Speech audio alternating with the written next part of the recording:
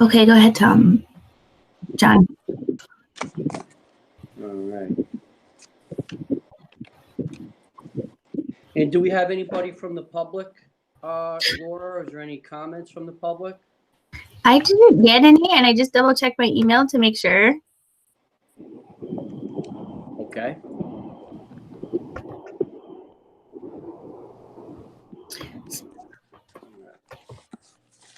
So I'll just go down the attendance list real quick. Clark. Here. John Delarada, Chairman. Here. Brian Backus. Here. Dart Strayer. Here. Dennis Brennan. Here. Denise Murphy McGraw. Here. Kevin Walsh. Here. Matt Yetto. Here. Michelle Martinelli.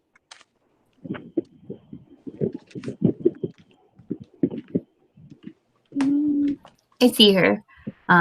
Paul Briggs. Here. And Yasmin Syed. Here.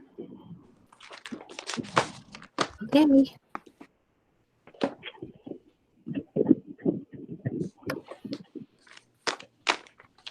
John, do you want to ask for motions on the minutes? Yeah, so I understand that we don't have the minutes, right? The minutes weren't in the packet? Oh, yes. Sorry, I'm sorry. I was up till 1 o'clock working on the planning board packet, and I did get planning board minutes done, but not these minutes. Yeah, Okay. kidding. So we'll hold off on those until the next meeting. Yes. And you can go ahead and start with number 3. Okay, so number 3 is the last time we had a meeting, the town was under a stop work order on all building permits. Since then, obviously, the town of Niskuna is part of the Capital District area, and it entered phase 1, which allowed construction to continue. So we are issuing building permits. The stop work order was lifted. We're conducting inspections safely and following up on complaints as we can. We're still operating at 50% in office and 50% remote, just to keep things safe. We have 2 crews that they rotate in and out. And I have it later in the agenda, but I think that a lot of people, are home with their kids, need stuff to do. A lot of the public pools aren't opening, and so we're getting like 3 to 5 times the normal amount of permits that we get, especially for pools and questions. And so it's very, very busy. So it's taking us a really long, not a really long time, but if it would normally take us like 2 weeks to get a permit, I think we're definitely like more on the 3-week range. And so I just appreciate people being patient. I know they all want their pools yesterday, but it's a lot for us to be reviewing. So we're trying to get to them as we get to them. Okay. Hey, Laura, I would maybe even throw in there too that just a lot of people really are being nice and patient too. So there may be one person that's not so patient every once in a while, but at least the calls I've been a part of, a lot of people have been very understanding, I think. Oh yeah, I think so too. The volume of calls though that we're getting is unusually high. Right. Yep. And of course, it's more complicated to answer things than it was, 6 months ago. So Right. But I agree. I think that we have really good people all around us here. So number 4 is the resolutions. So resolution A is the resolution calling for a public hearing for a special use permit on an average density development at 2538 River Road, the Celts Farm. The planning board has been working really hard on this project to get an option that is ready for the town board to call a public hearing on. They had a special meeting this Monday, 4 days ago Monday, trying to work with the Windsor residents on, understanding where they're coming from and having them understand where the planning board's coming from and try and find some kind of middle ground. And we've got, I think, a couple options and some things that we're looking at on June 8th. So the plan right now would be to have another really strong working session on June 8th, try and get the project to a good place, and then call for a recommendation on it so that a full recommendation can be made to the town board June 24th, I believe. And then it would all be kind of finalized when the town board was calling for a public hearing. Kevin, how are all the comments on this going at the planning board? I wasn't able to attend that last meeting. Was it passionate? You're muted. Sorry, I forgot I was on mute. Yeah, I'd say passionate, of course. I mean, I know there was quite a contingent of town board members that sat and listened also. So I think everybody's kind of up to speed where the residents are coming from. Well, one thing I'm trying to put together, I started yesterday, is just kind of like a list of options. You know, what are all the options in case you know, we can't come to agreement. You know, what are the different potentials in scenarios? And I think it's pretty straightforward what the scenarios are: connect, don't connect, connect here, emergency access here, bike path only. There's several. So I'm trying to put that together. I sent it out yesterday to Mr. D'Arpino and Mr. McPartland, Patrick, the project leads, to get their input on that. So I put together, I'm working on a little matrix. I'll be working on that later today, talking to Laura. So that when we have the discussion on Monday night, we can talk about all the different options with the planning board members. Because I'll be honest with you, I don't know where we all stand. My guess is that we're somewhat divided, but I'm not sure how we're divided. So I think Monday is going to be a pretty important meeting, because if we're going to have a resolution the following planning board meeting, obviously the resolution has to state, you know, where we want to be, so we can pass it on to the town board. So, you know, thanks for asking, John. And if anybody has any comments, I'm always looking for input. You know, I know it's my job. I'll be making my decision, but I'm always willing to hear from anybody, any town board members. If anybody has any comments, I'll take any data I can get to help either with different options or you know, different points of view is always welcome. Just like always welcome from the residents. So any input's greatly appreciated. So thank you for saying that, Kevin.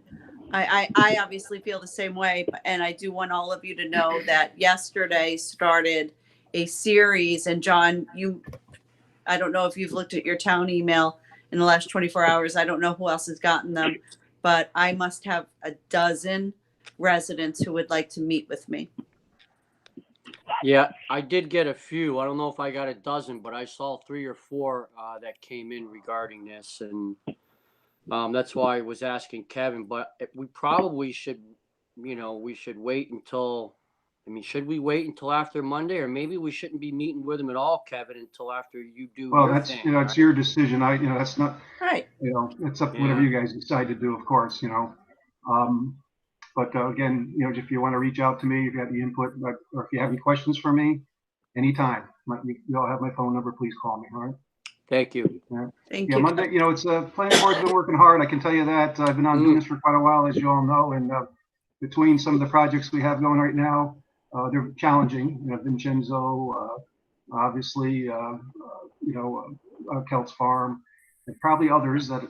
You know, Yeah, I've never seen anything like. I mean, Kevin, you know, Yeah. I've not been around as long as you have, but probably second, certainly on this call, I've never seen anything like this. Yeah, it's been pretty. It's just overwhelming, and every one of them is contentious, and Yeah, I've just never. I mean, yeah, I can rattle off in the previous 8 or 10 years, the one project every 3 years that people really, but yeah. this is incredible. And Yeah, you know, and I have been one of those people who have been on all your calls and, you know, listening to all of this. I gave up after 3 hours on Monday night, but you know, Yeah, it's asking a lot. I appreciate you, you know, the town board members listening in, and obviously it's important for you listening because you got to make a decision yourselves. And I appreciate the planning office, Laura Clark. I know they've been swamped too. It's yeah, like Laura just said, she's working on an agenda till 1 o'clock in the morning. They've been Right. You know, And the permits. I mean, people are calling us about the permits because they're not getting, you know, so there's a lot going on. Yeah. So thank you, everybody. Okay, so we'll have a better update on that, I think, at the next month's meeting. So resolution B, so these are the ones that we have just been carrying forward, and I'm not exactly sure where the setting fees for subdivision and site plan applications stands. I know that we hadn't quite figured out how to hold a public hearing electronically So we didn't. I don't.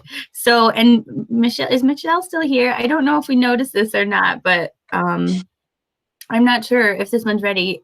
I mean, the code and the law itself are ready, and again, it's uncontroversial. It's actually reducing fees for certain types of site plan applications and reducing the fees for sketch plan for minor subdivision application, because right now minor and major aren't broken out.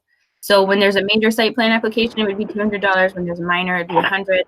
When there's a major subdivision, a sketch plan application would be $200, and when it's minor, it'd be $100. So typically that's not controversial because we're trying to make the fees reflect, you know, more of the what's going on with the process. So I just don't know if the town board's ready to have a public hearing at the town board level and if it's been set or called.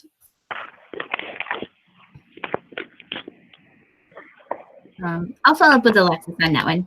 And then the resolution to No, add. I don't think the town board is ready. I think people are distracted because there's some noise in the background. Maybe Clark needs to put us on mute, but I don't think the town board is ready to I think we were trying to hold off on these public hearings, right? Because I don't think we really have a mechanism. So I don't know. I have talked to Alexis about this. So Okay, so that one will just go forward. I mean, it's ready, right?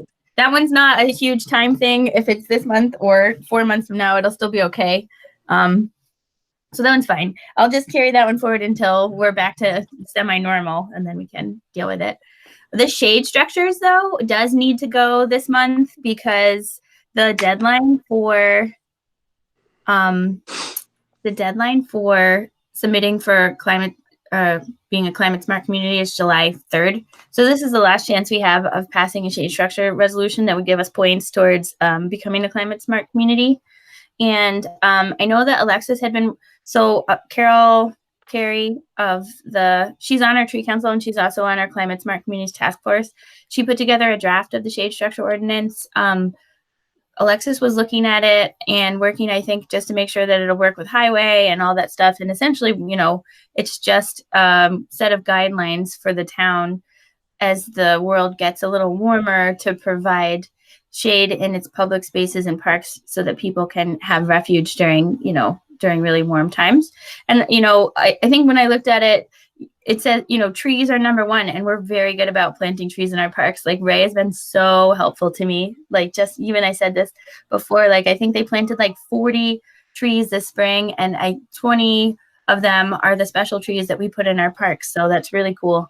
And then like we have, I believe, like a shade structure like in our dog park and stuff like that. And so it's just looking at these places and making sure that people have the refuge. And if you're building, you know, something that you take that into account. So I don't think it's anything controversial, and I do think that it helps our town. So I think that we should have that ready by the end of the month.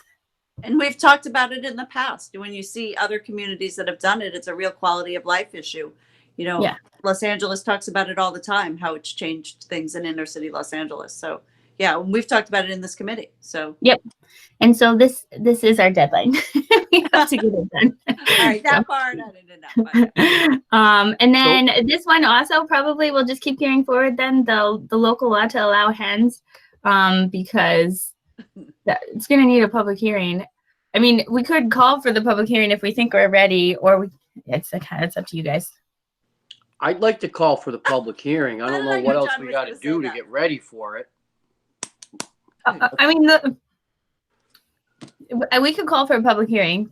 We removed the section. I'm sorry, I didn't attach the updated law, but we removed the sections, you know, on enforcement because we had met with the police and they said, like to Denise's point, our animal control officer is really a dog warden, not an animal control officer. So the way that we would handle enforcement would be through the building department if there was a code violation with the way that the keeping of the hens. And then if there was something, you know, wrong that was going on with actual hens themselves, like something that would just be a police call, like for animal abuse or whatever, and they would handle it down those channels.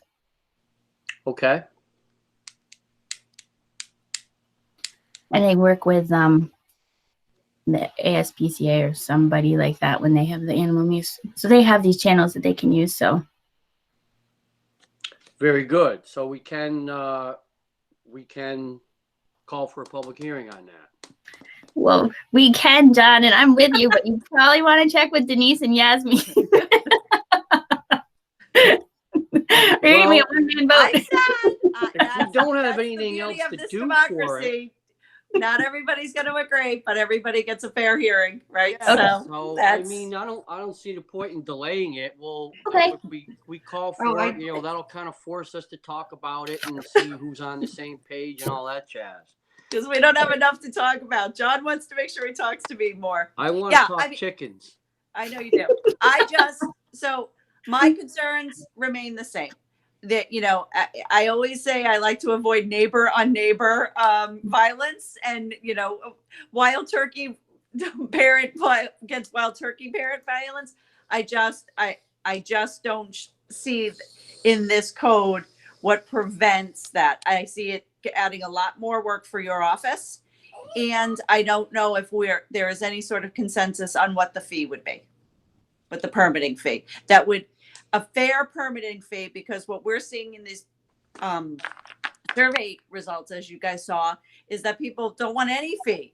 So we need to come up with a fair permitting fee that is going to accurately reflect, at least in the beginning, what I think the work is going to take from your office to be able to keep up with, I think, are going to be code enforcement complaints. Right now, and we can check on this, but I'm not aware of a lot of enforcement issues in Albany and in the other localities. I don't really think that that's going to be a concern, but of course, you know, these things can be changed as time goes on. If something comes up where we see a common problem, we can address it. But I would like to get the ball moving on this because it's going to be winter pretty soon, and I think these coops are easy to set up in the summer. Okay, so we'll finalize that draft of code, send it to you guys by the agenda meeting, and then we'll have that on the agenda meeting. Great. Good. I have a Thank you. question before we move on. Did we ever see the results of the survey? Yeah, I think I thought I sent it out to everybody. It was a PDF. Oh, okay. Can you send If that you to me didn't again? get it, I will send it. Yeah. I'm writing it down right now. I will send it again today.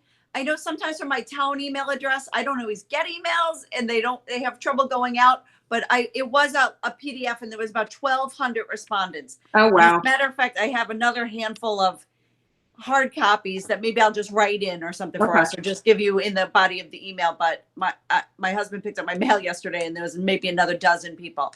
And what you see in the responses, for those of you who looked at it, is yes, absolutely yes, or no, absolutely no. And it gets, you know, not only angry, but sort of vulgar, right? It talks about chicken poop. It talks about, you know, and those are the concerns. So Gotcha. Thank you. Yep. So I apologize if you didn't get it. I will make sure it goes out again after this meeting. Thank you. Thank you. Okay, great. So the other thing that we had, nope, that's it for resolutions. I don't know if anybody else had any other resolutions they wanted to add.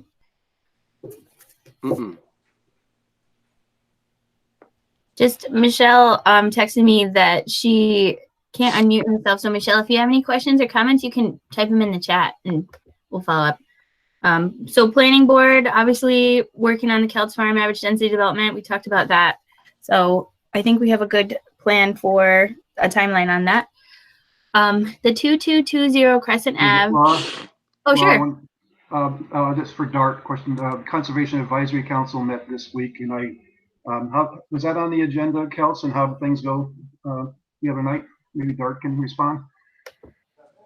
Yes, we talked about the Celts Farm. We actually had a very lengthy discussion, and at the end, we gave a negative deck recommendation with comments, and several of the comments were to make the open land forever wild, and the other one was to work to traffic mitigating measures on Windsor and the surrounding area. And Laura, thanks, Dart. I assume that'll be in our packet for Monday night, Laura.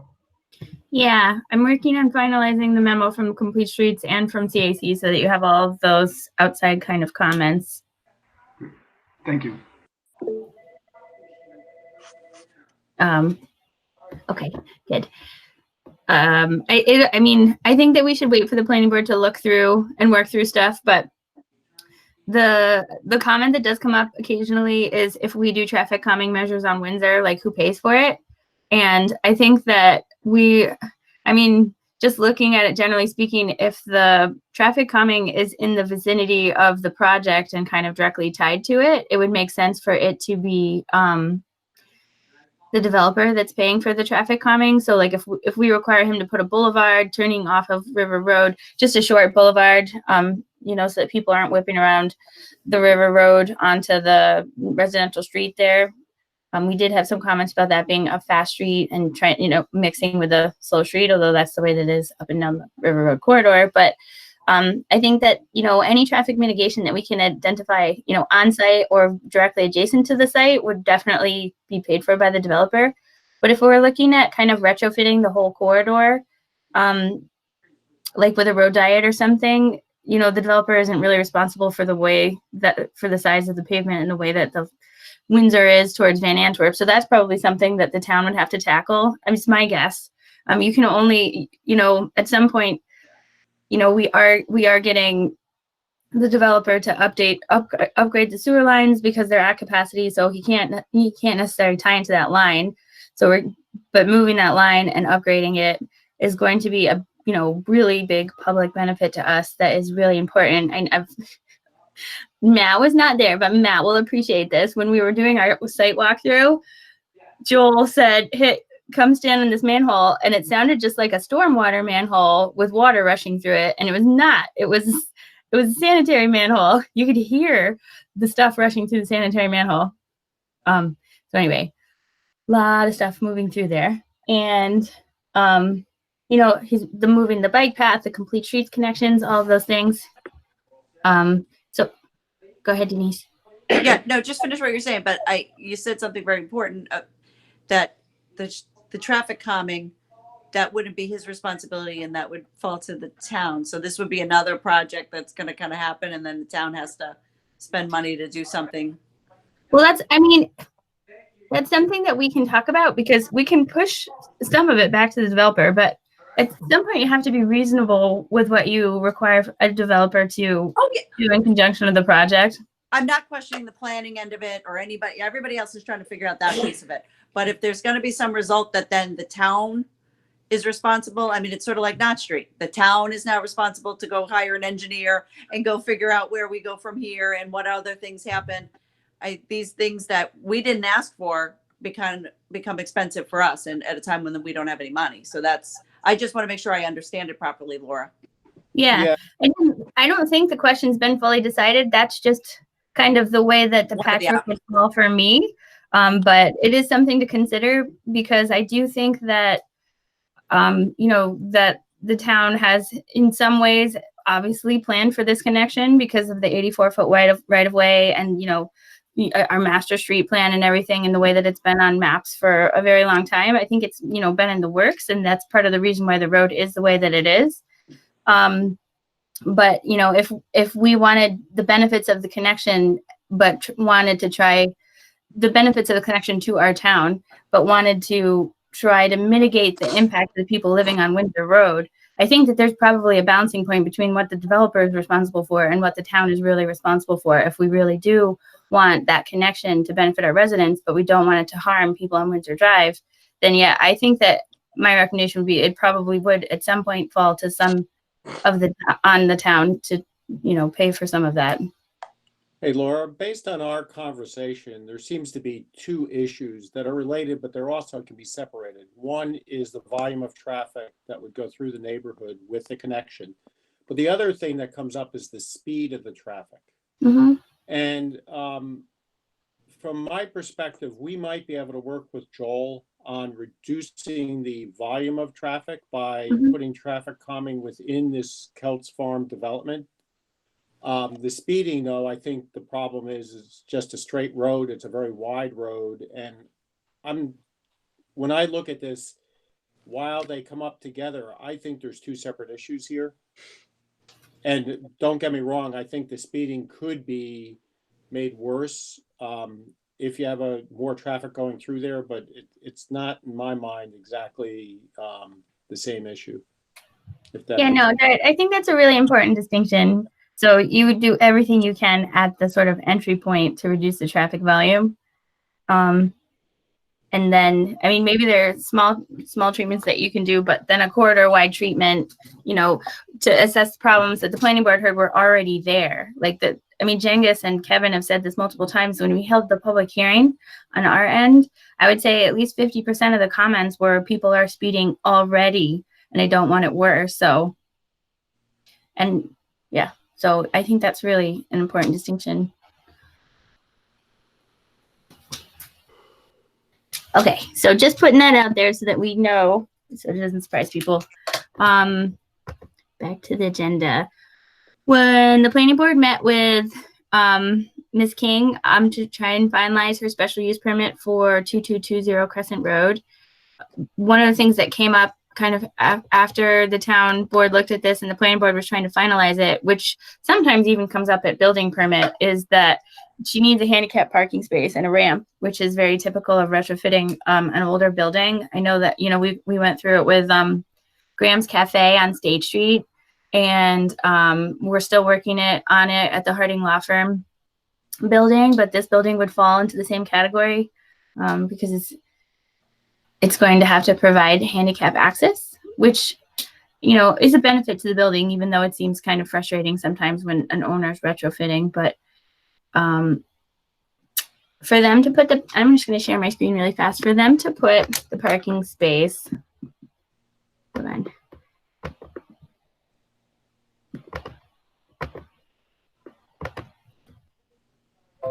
So for them to put the parking space down here, the ramp kind of wraps around the building, and I think my sense is be very expensive to bring it over here and have at grade from here to there. I mean, I think that it can be done tastefully, and like this was definitely Jengis's preference, I think. I liked it too, but the applicant did not like it. So the other thing that they were asking for, and if you guys can see this is how Crescent Ave, speaking of large right-of-ways, I think Crescent Ave is 84 as well, or 90. It's huge right-of-way. This is the property line here. So if she was going to put any parking out here, it's in the town right-of-way. Right now, there's parking signs up and down Crescent that say no parking 7 to 9 and 2 to 3. And I think that gets at what Matt was talking about at our last Economic Development Committee meeting about the kids from the school potentially filling up that road with on-street parking, I guess, because of the times. But she's asking if the town would allow a handicap parking space in the right-of-way to serve her building, understanding that it would be flexible because we're looking at this entire corridor. But in order for her to be able to open this building now, she needs a handicap parking space, and her preference would be for any clients that were handicapped, for them to be able to pull up, park here, and be able to come into the building without a long kind of convoluted ramp to get them in the building. I don't know how you guys feel about that. It would probably be a town board action, I would think, if we're allowing them to kind of designate a handicap parking space on street.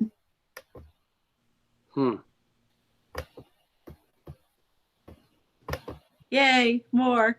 Yeah.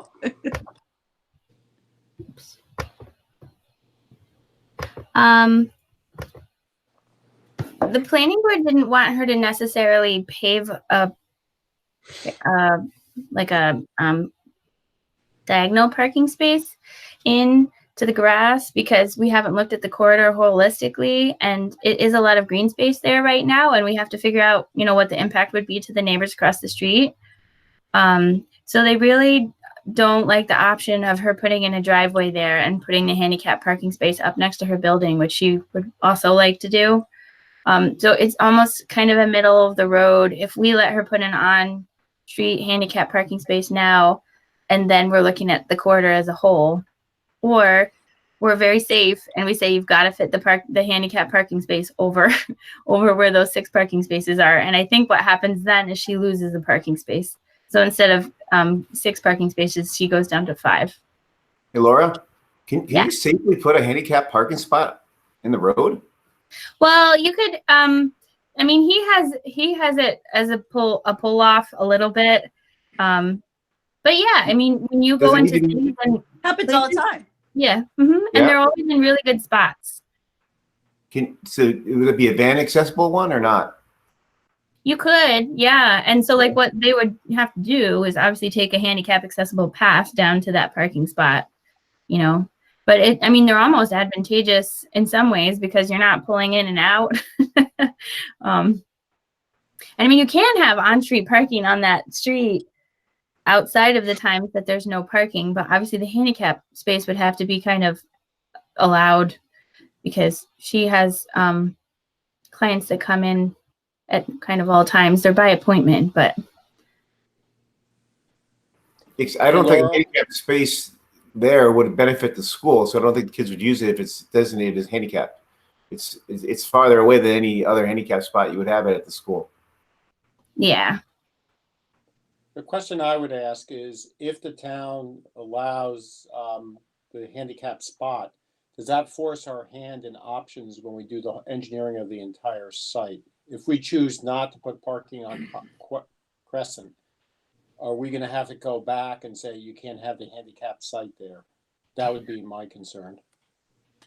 Yeah. I mean, and also precedence. I'm trying to play it down in my head, like where it could be problematic. But if we grant a handicap parking space in our right of way and don't make the developer responsible for building it, are there other places that could be problematic? Like maybe it works on Crescent because, you know, there's a wide right of way and there used to be, and there is kind of designated on street parking, just not at certain times. But yeah, I would want to be really careful about offering up town right of way for sort of required private handicap parking spaces. And would you put something in writing that would say that they're responsible for maintenance and upkeep, plowing? Yeah, I definitely think you'd have to do that. So the planning board's talking about that with her on Monday too.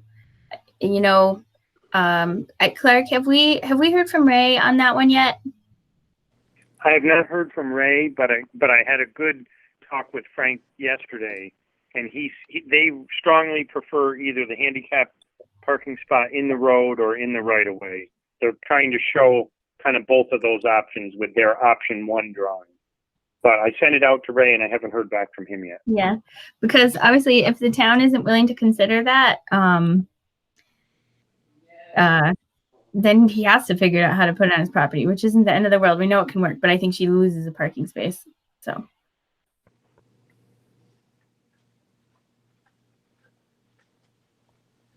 I guess Clark and I will just reach out to Ray if you guys have any thoughts on it. I know it's the first time that we really mentioned it. Just feel free to email me, and then we'll work with the applicant on it on Monday, and just let him know that if he wants that space, it's a town board process, which we already have, that could take months and may not be allowable.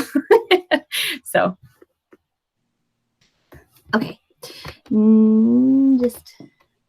Oops, that's because I pulled my screen up. Sorry, guys.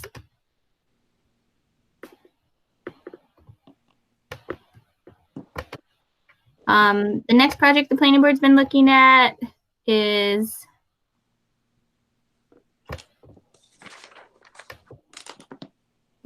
sorry. I lost my agenda. I'm sorry. Oh, here it is. Ace Hardware, Laura. Ace Hardware. Vincenzo. Oh, yeah. Yes. Oh, Vincenzo, yes. So Vincenzo subdivision plan, it hasn't changed since the last time that you guys saw it substantially. It still has all the deed restrictions in the back of lots 2, 3, 1, 2, 3, and the back portion of lot 4. They're still working on the stormwater for the engineering.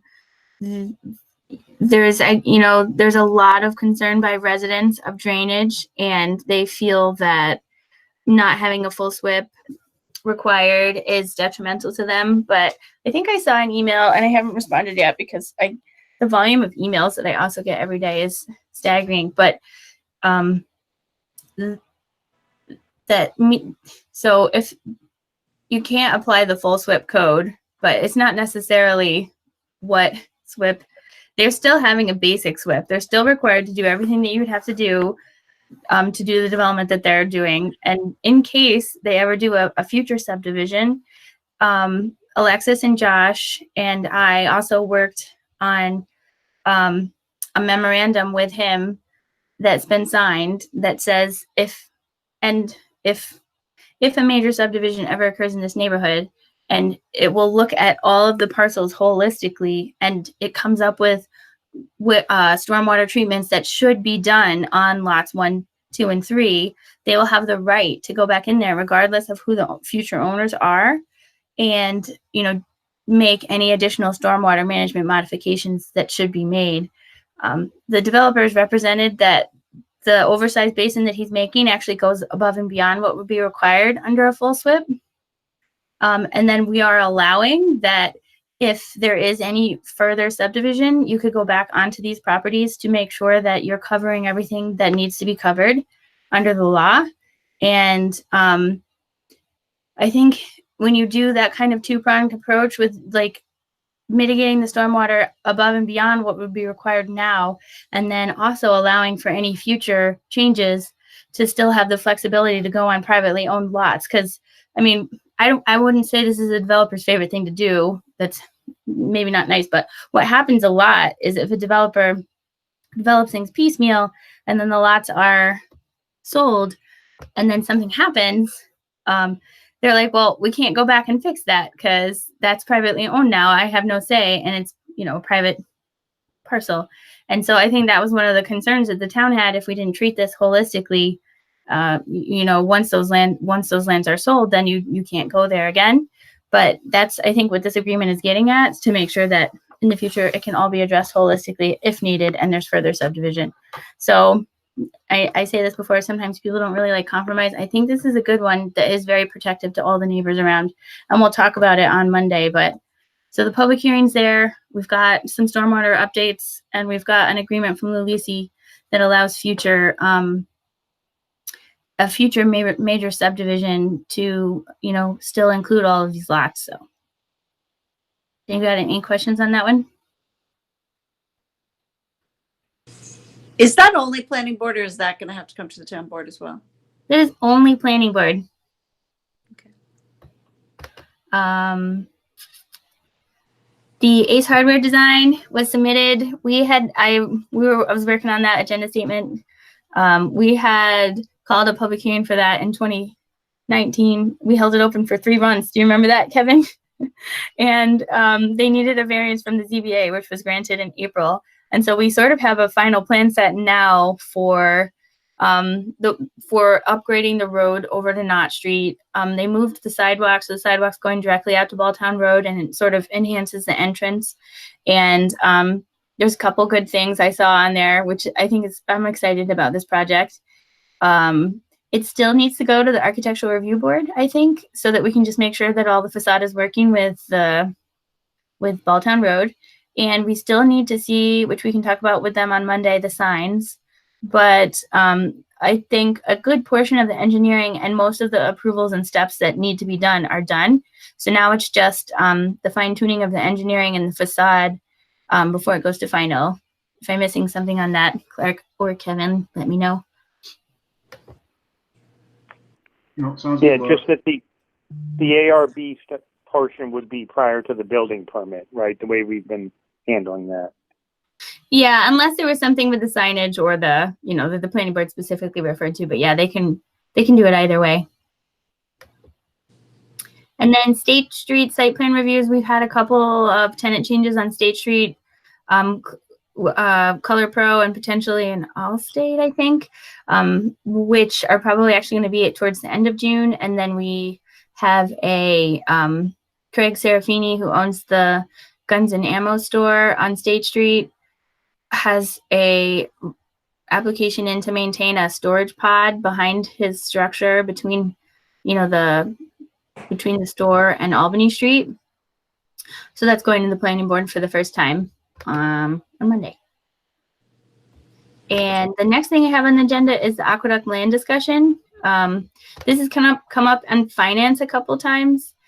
And I think that Paul Sebesta or the town board is looking for a recommendation from our board on whether or not to do the land sales on Aqueduct Road. My recommendation is not to do that. You know, we look at purchasing the land directly adjacent to River Road Park because it makes a lot of sense to,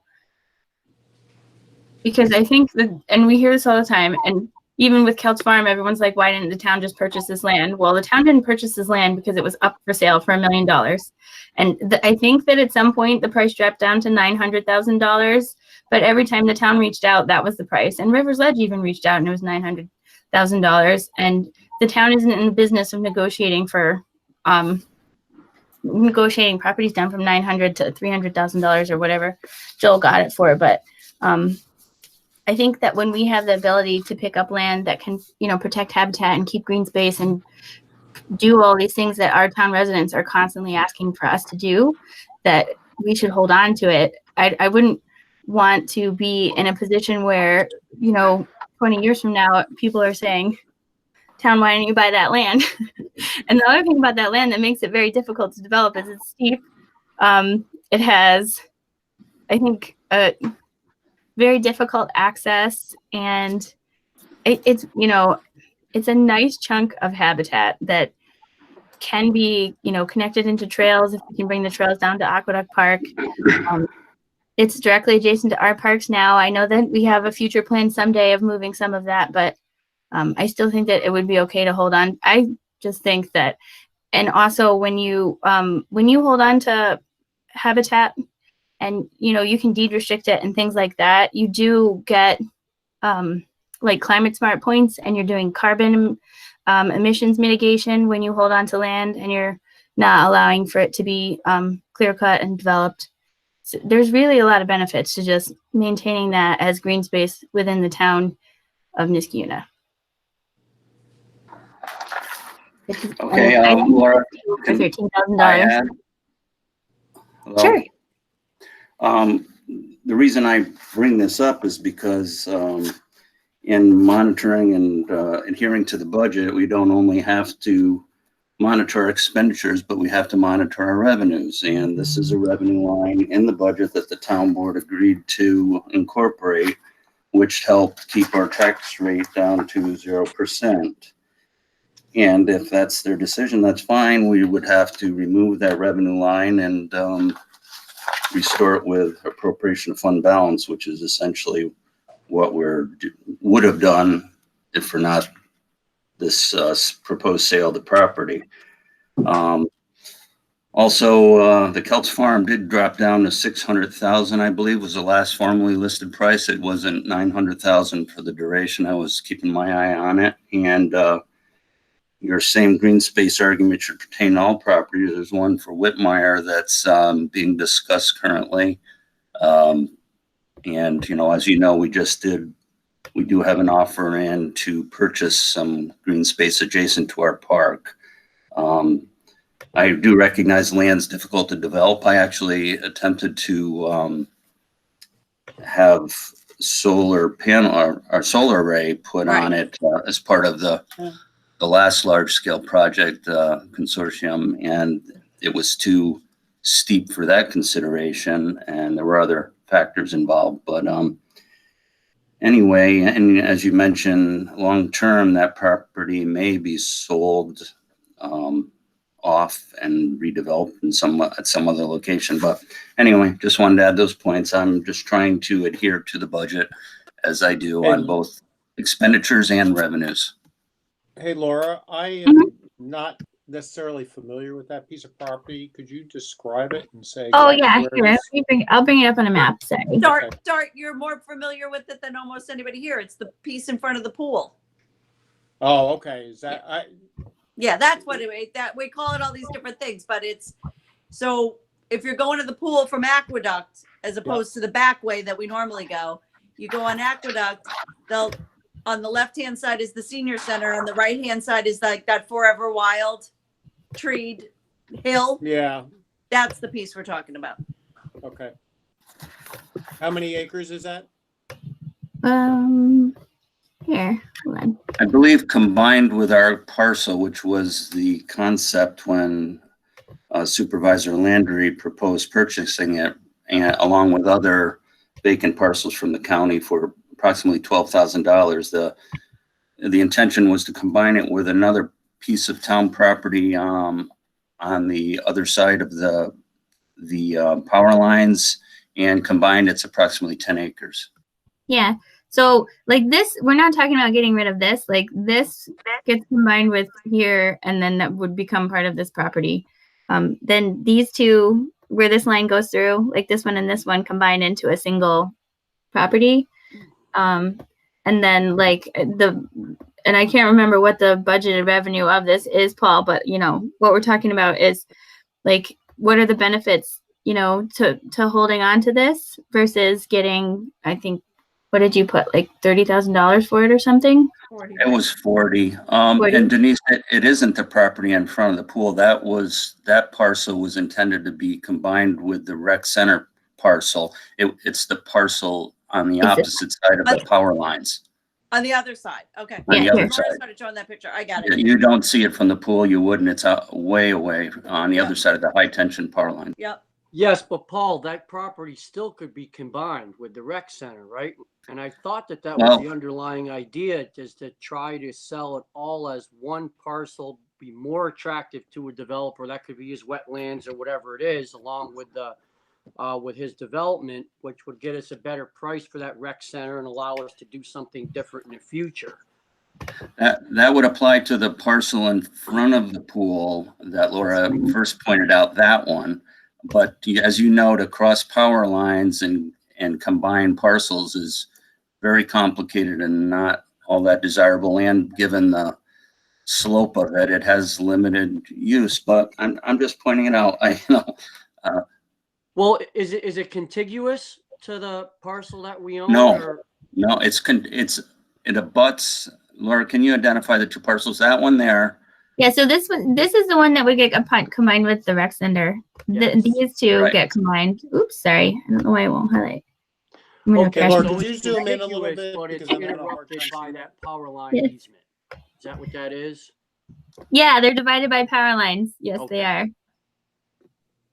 So the idea was to combine our existing parcel, the one that sits back and is essentially landlocked unless you cross the power lines, with the front parcel to make one potentially usable parcel.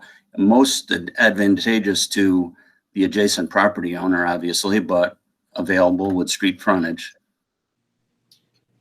So what would that, if it's so difficult to develop, who would buy that and for what purpose?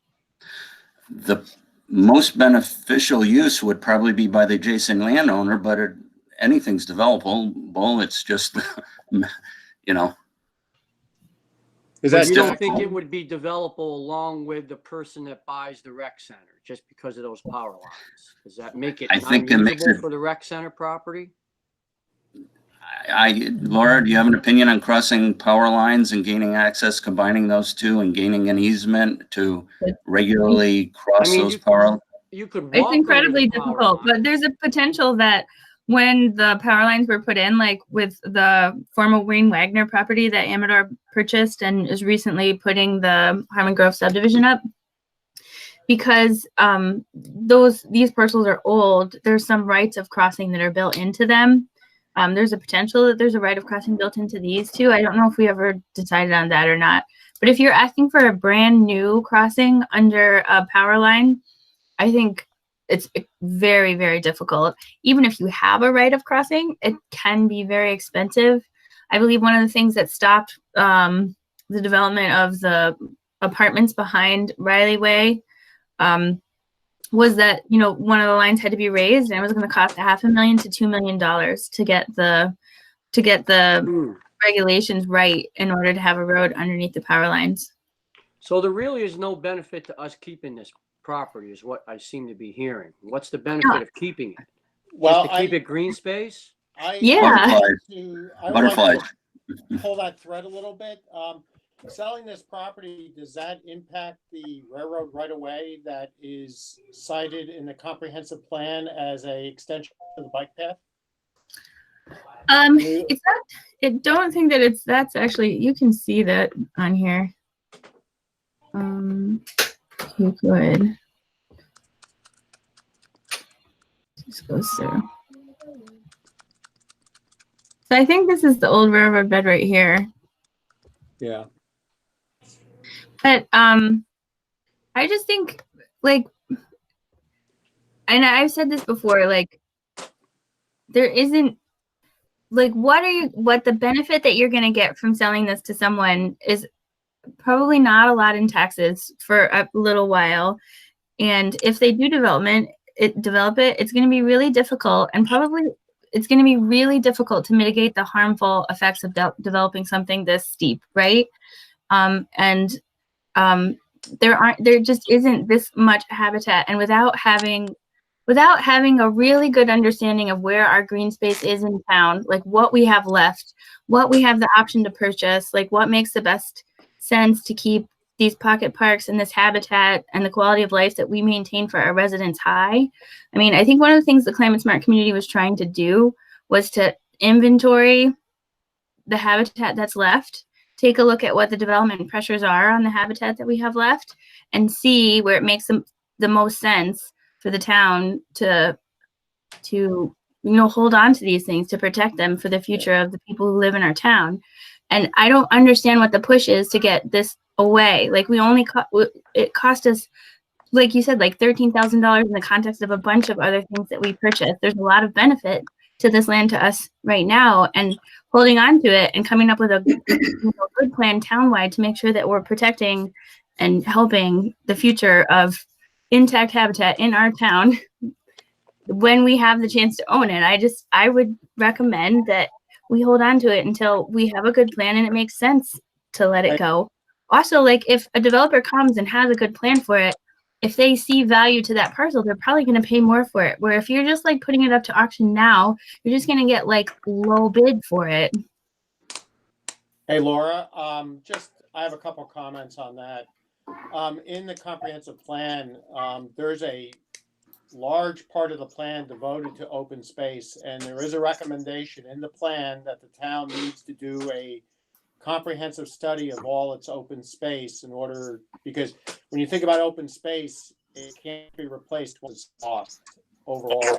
The other thing is, in that particular area, there is in the comprehensive plan a recommendation to do a detailed study of that area, because I think what the committee realized when they looked at the comprehensive plan, the town, was that we have a lot of development potentially going up in there. We have the new Amador development, we have the development along the river, and there are some other parcels there. So there may be a need for a park there.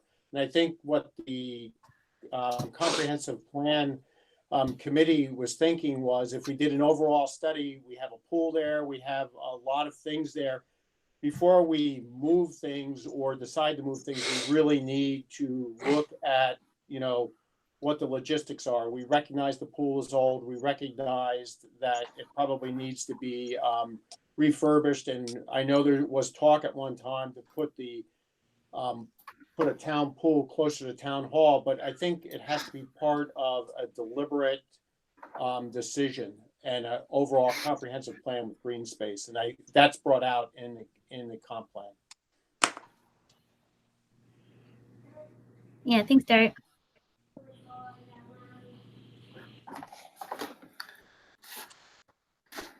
So I guess you'll understand better the need to sell, liquidate non-essential parcels when we begin the budget development process. But it's a financial consideration as far as what I'm looking at, to not only liquidate the property and add to our fund balance, but to put taxable property back on the roll. And when we purchased this property, or the various properties, for $12,000, the overwhelming majority of them were landlocked, wetlands, undevelopable.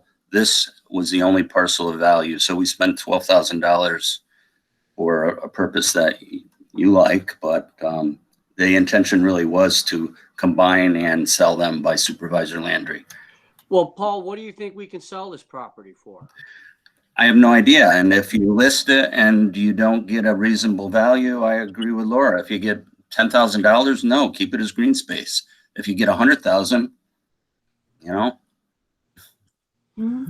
Well, we can continue to think. You don't about it. have I to think accept.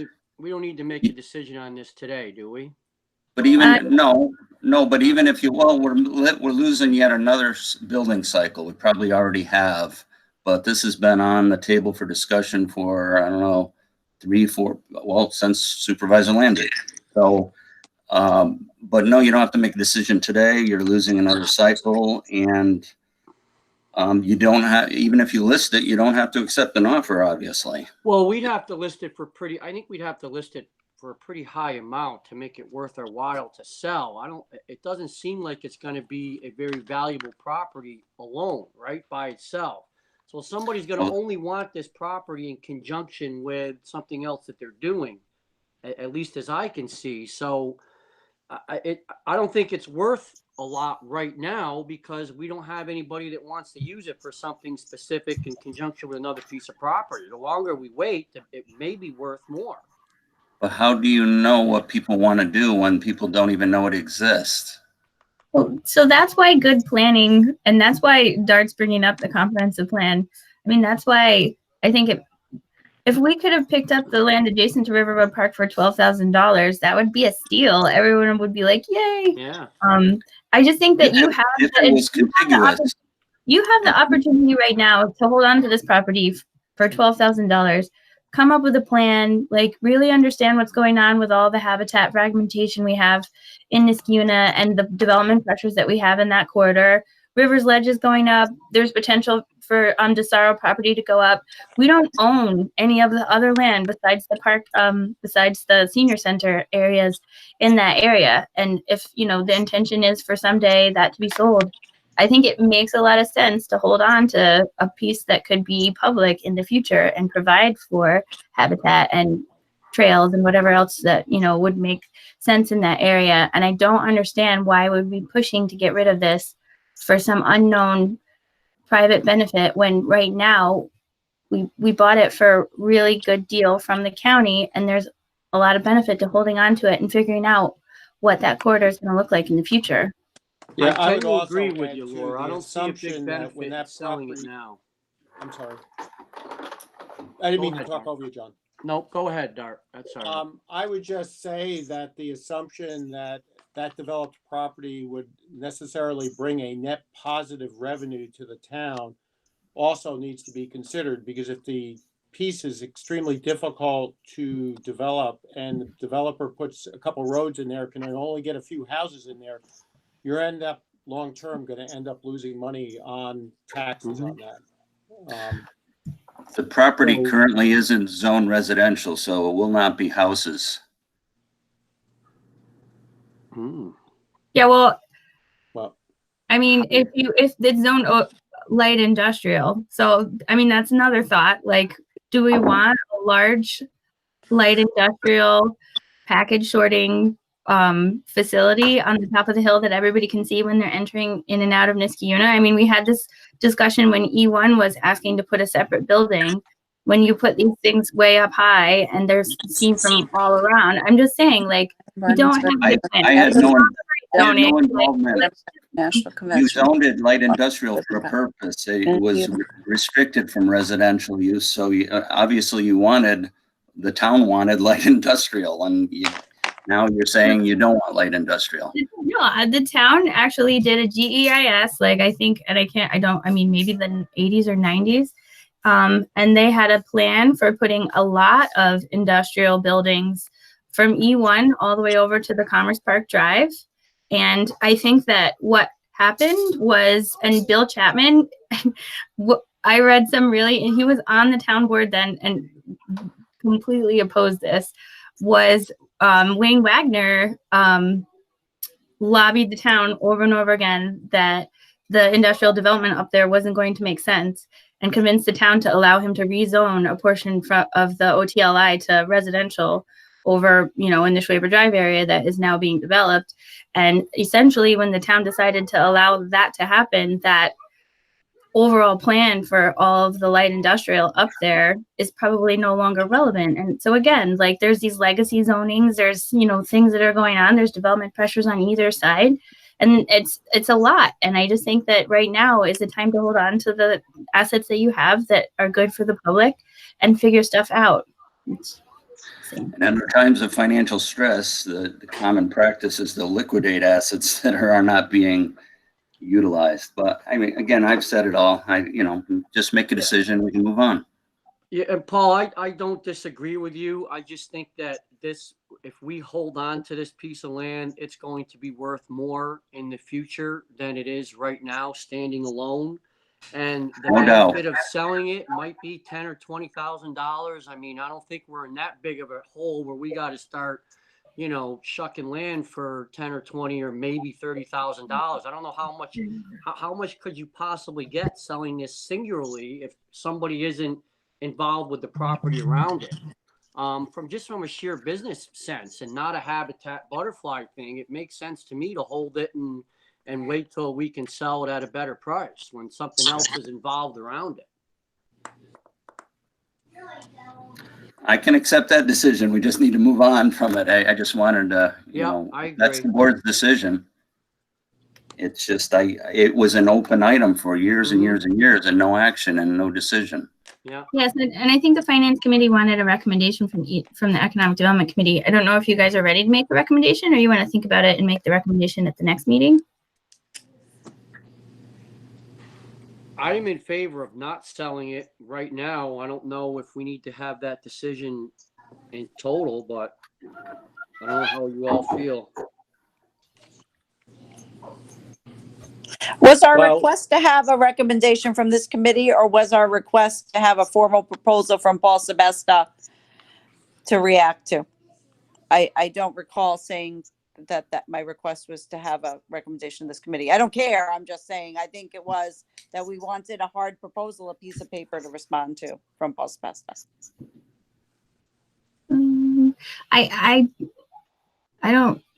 I thought actually that you guys wanted a proposal from me, or because it was bogging down the finance committee meeting. Paul and I are on such other. Now we're bogging down the economic development. I think the whole. I'm not disagreeing with you. I just think I know what I would have said and what I would have agreed to sitting there, and I believe it was, give us a piece of paper, please, so we can respond to this. And I agree with everybody. This has been bogging everything down. Please just give us a proposal and we will say yes or no to it. Hey, Laura, might I suggest, could you give out some more information about that to the members of the committee? And perhaps we can discuss it. I would say, sure. Why don't we discuss it next meeting? Because quite frankly, this is the first, I'm familiar with the property. I'm familiar with the issues. We have talked about it over the years in the committees, but my view of the landscape right now is cloudy, and I'd like to go see it and actually walk the property to understand the decision. Yeah, that makes sense. I'll send out the map and just some backup information to the committee. Okay, what's next? I'm gonna try. I'm sorry. I don't know why it seems to be taking so long. I will go faster. Now I gotta get rid of that. Hold on. The zoning board has 3 cases for June. Quick grants update. Obviously, they started paving the bike path for the Mohawk Hudson Bike Hike Trail. That's the Phil Stack grant for the critical pedestrians connections. The 2 other parts of that are Crossing River Road and the sidewalks and crossing on Knott Street. I think there's an announcement out there that the kind of celebration of the bike path was supposed to be today, but got moved to Sunday. So check the town website on that. And we awarded the contract to Weston & Sampson for that design. And so they've started moving on that. So that's great. Also had a pre-construction meeting with Pollard down at Aqueduct Park. So I'm sorry, excuse me, Laura, can I step back to what we're celebrating? Are we celebrating the crossings? No. Yes. What are we celebrating on Sunday? Just the paving of the bike path. That's the only portion that's been completed. Done. Yes, I've seen that. Okay. Thank you. Yeah. And Yes, and so Pollard is working with a dock company out of Utica that is, I think, potentially hand creating these dock connections because docks are so unique and difficult. And so that's moving forward.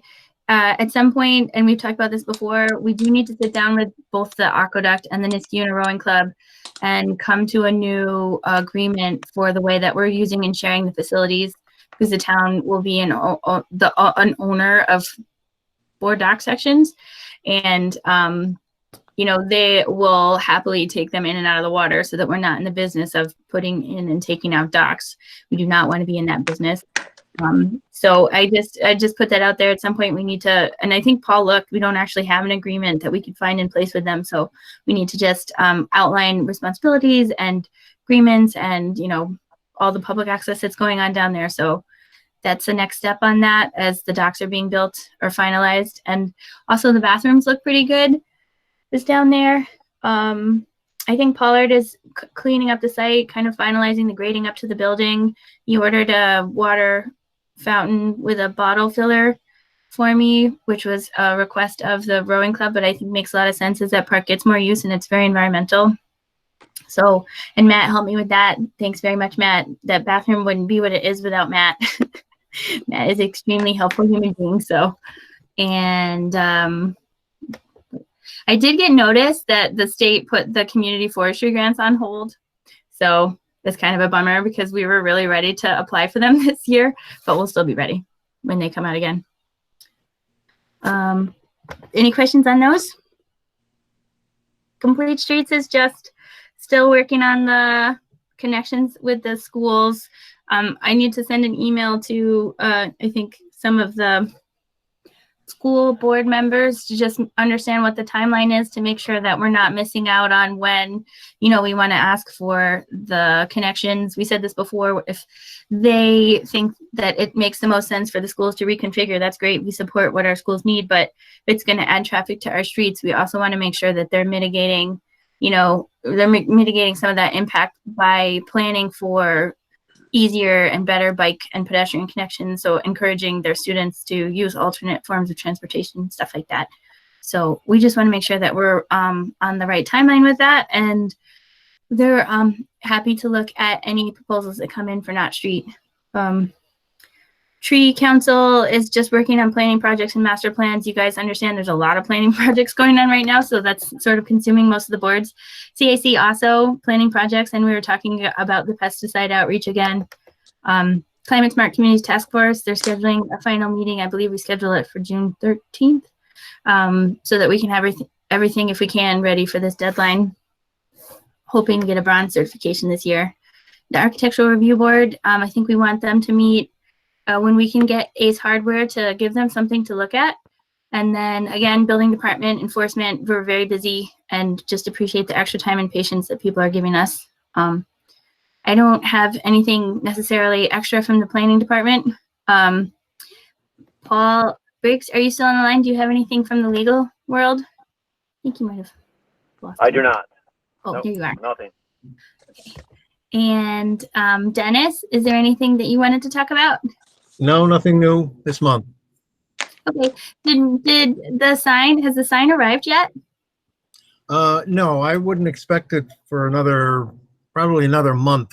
They Oh, were okay. out of, they were not working for all May. Oh, okay. And it was 4 to 6 weeks, and so they're probably behind. But I'll check on it. Okay. Did anybody else have anything they wanted to add for the agenda? Very good. I will move to adjourn the meeting. I'll second that. Are there any objections?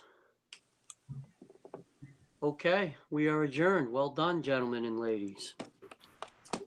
Thanks, everybody. Thank you. Thank you and enjoy. Have a good day. Yes. Have a good weekend. Yeah, thank you. Okay.